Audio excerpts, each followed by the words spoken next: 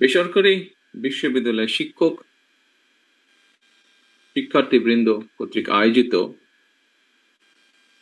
2024 সালের July August গণ অভ্যুত্থানে বেসরকারি বিশ্ববিদ্যালয়ের শিক্ষার্থী এবং শিক্ষকদের অবদান শীর্ষক আজকের এই আলোচনা সভার সম্মানিত সভাপতি ডক্টর তৌফিকুল ইসলাম 18 জুলাই থেকে দল মত নির্বিশেষে বেসরকারি বিশ্ববিদ্যালয়ের শিক্ষক শিক্ষার্থীরা যেভাবে রাজপথে সাহসের সঙ্গে নেমে এসেছিলেন, যেভাবে রাজপথে বুকের তাজা রক্ত ঢেলে দিয়েছিলেন, একজন রাজনৈতিক কর্মী হিসেবে সেদিন থেকে আমার চূড়ান্ত বিশ্বাস জন্মেছিল যে মাফিয়া সরকারের পতন এখন শুধুমাত্রই সময়ের ব্যাপার।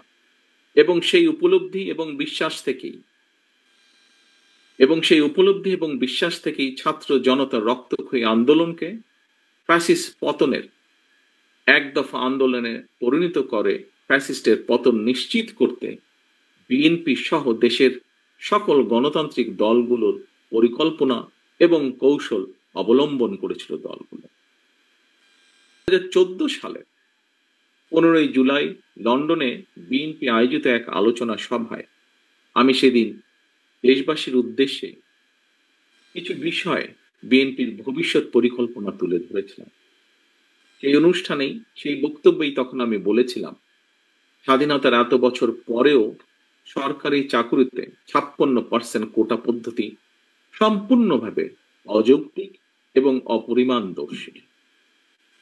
সুতরাং আমরা বিএনপি মনে করে জনগণের রায় বিএনপি রাষ্ট্র পরিচালনার সুযোগ পেলে চাকরিতে কোটা পদ্ধতিটি 56% থেকে কমিয়ে পরিবর্তন করে 5%-এ নামিয়ে আনার পরিকল্পনা রয়েছে।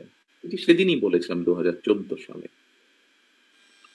পরবর্তীতে আমরা দেখেছি ফ্যাসিস্ট বিরোধী আন্দোলন চলাকালেই কোটা সংস্কারের দাবিতে 2018 সালে শিক্ষার্থীরা রাজপথে নেমে আসেন এবং শেষ পর্যন্ত কোটা সংস্কার আন্দোলনের পথ ধরে হাজারো শহীদের মৃত্যুর সিঁড়ি বেয়ে দীর্ঘ 1.5 দশকেরও বেশি সময় ধরে চলা ফ্যাসিবাদ বিরোধী আন্দোলন সফল হয়।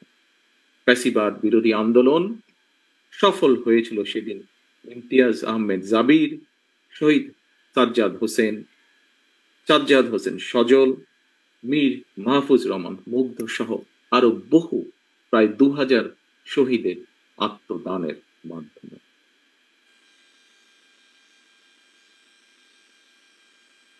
সুতরাং গণ অভ্যুত্থানে বীর শহীদরা জাতির গৌরব। ফ্যাসিবাদ মুক্ত বাংলাদেশ, শহীদদের কাঙ্ক্ষিত বাংলাদেশ গড়ার মাধ্যমে শহীদদের রক্তের ঋণ পরিশোধ করার সুযোগ সৃষ্টি হয়েছে। একটি ইনসাফ এবং ন্যায়ভিত্তিক এবং তাবেদার মুক্ত গণতান্ত্রিক মানবিক বাংলাদেশ গড়ার মাধ্যমে আজ আমরা শহীদদের প্রতি সত্যিকারভাবে সম্মান এবং শ্রদ্ধা জানাতে পারি। হাজারো শহীদদের কাঙ্ক্ষিত রাষ্ট্র গড়ে তোলার পূর্ব শর্তই হচ্ছে জনগণের বাংলাদেশে জনগণের সরাসরি ভোটে জনগণের প্রতি দায়বদ্ধ এবং জবাবদিহিমূলক একটি গণতান্ত্রিক সরকার প্রতিষ্ঠা। জনগণের সরকার প্রতিষ্ঠা করতে হলে নিরাপদ নির্বাচনী ব্যবস্থা থাকা জরুরি, যেখানে প্রতিটি ভোটার নির্ভয়ে নিশ্চিন্তে নিজেদের পছন্দের প্রার্থীকে নির্বাচিত করে জনগণের সরকার প্রতিষ্ঠা করতে পারে। বাংলাদেশে ফ্যাসিবাদের কাঠামো সম্পূর্ণরূপে ভেঙে দিতে হলে নির্বাচনের মাধ্যমে জনগণের রাজনৈতিক অধিকার প্রতিষ্ঠা, প্রয়োগ এবং চর্চার কোনোই বিকল্প নেই।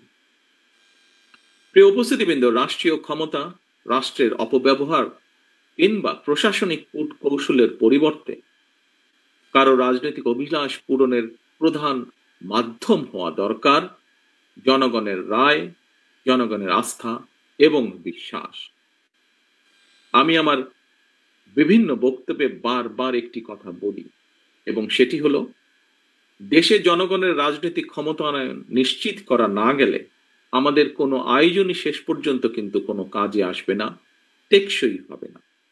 প্রিয় উপস্থিতিবৃন্দ, সাম্প্রতিক সময়ে দেশে সংঘটিত কিছু নৃশংস এবং অনাহত ঘটনা জনমনে অন্তর্বর্তীকালীন সরকারের সক্ষমতাকে ক্ষেত্র বিশেষে কিছু প্রশ্নবিদ্ধ করেছেন।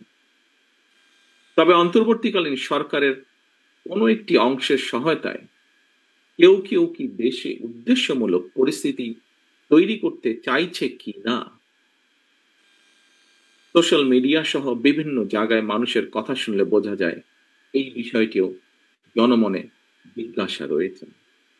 অন্তর্বর্তীকালীন সরকারের পক্ষে ঔদ নির্বাচন অনুষ্ঠান সম্ভব কিনা কোনো কোনো মহল থেকে এমন ধরনের প্রশ্ন উপস্থাপন বিচ্ছিন্ন বক্তব্য হিসেবে বোধহয় দেখার আজ কোনো সুযোগ নেই।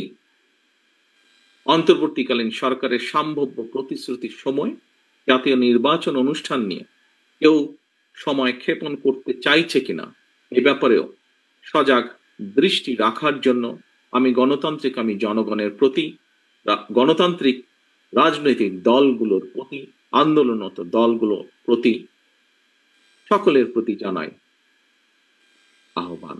একই সঙ্গে অন্তর্বর্তীকালীন সরকারের প্রতি আহ্বান, পরিস্থিতি নিয়ন্ত্রণে আরো স্বচ্ছ এবং সাহসী ভূমিকা রাখুন। বাংলাদেশের গণতন্ত্রে বিশ্বাসী জনগণ আপনাদের পাশে থাকবে। গণতন্ত্রে বিশ্বাসী রাজনৈতিক দলগুলো আপনাদের পাশে থাকবে যদি আপনাদের ভূমিকা আরো স্বচ্ছ এবং সাহসী হয়। জাতীয় নির্বাচন আসন্ন।